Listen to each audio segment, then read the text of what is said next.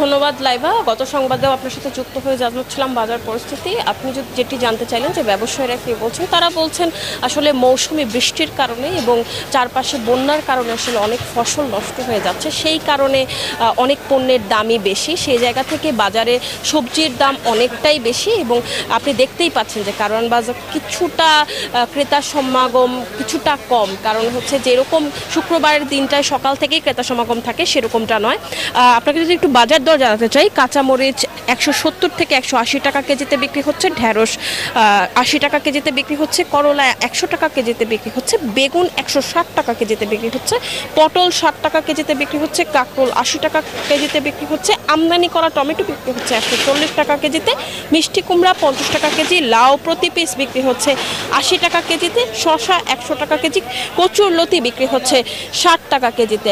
আপনাকে একটু বলতে চাই সেই জায়গা থেকে যে আসলে 80-100 টাকার নিচে কোনো সবজি নেই। দু একটা সবজি হয়তো পাওয়া যাচ্ছে, পেঁপে মিষ্টি কুমড়ার মতো সবজি, এবং যেই সবজিগুলো আসলে নিত্যপণ্যের সব থেকে বেশি প্রয়োজনীয় সেই পণ্যগুলোর দাম অনেকটাই বেশি। এদিকে আটা এবং মসুর ডালের দামও কিন্তু বেড়েছে।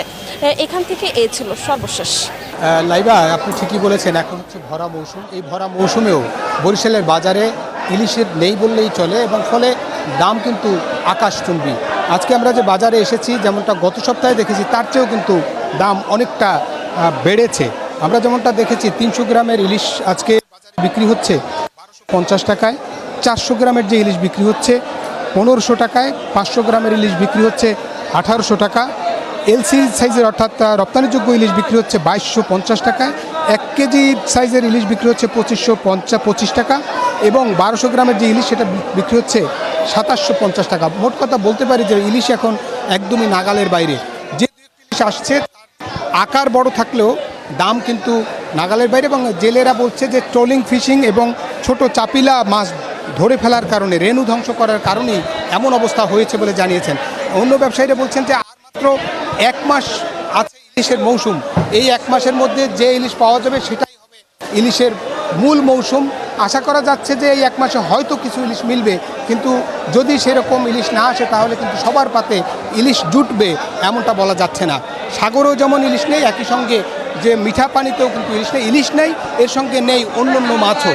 এবং যেমনটা বলছে যে জলবায়ু পরিবর্তন, ডুবোচর, নানান কারণে যে ইলিশের যে গতিপথ, সেই গতিপথ পরিবর্তন হয়ে গেছে, ফলে মিঠা পানিতে ইলিশ আসছে না, এবং ইলিশ প্রজনন মৌসুম শেষ হলে আবার ফিরে যাচ্ছে গভীর সমুদ্রে, এবং তারপর আর ইলিশ মূলত মিঠা পানিতে আসছে না। এবং একই সঙ্গে বৈরী আবহাওয়া, নানান প্রতিকূল পরিবেশের কারণে সাগরেও কিন্তু মিলছে না কাঙ্ক্ষিত ইলিশ।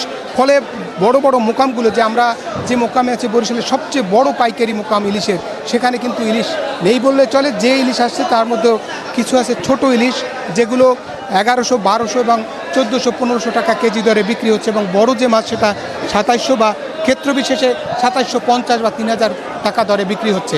এই ছিল মূলত বরিশালের মোকাম থেকে, অর্থাৎ ইলিশের পাইকারি মোকাম থেকে ইলিশ নিয়ে সবশেষ তথ্য। ফিরছি স্টুডিওতে লাইভা।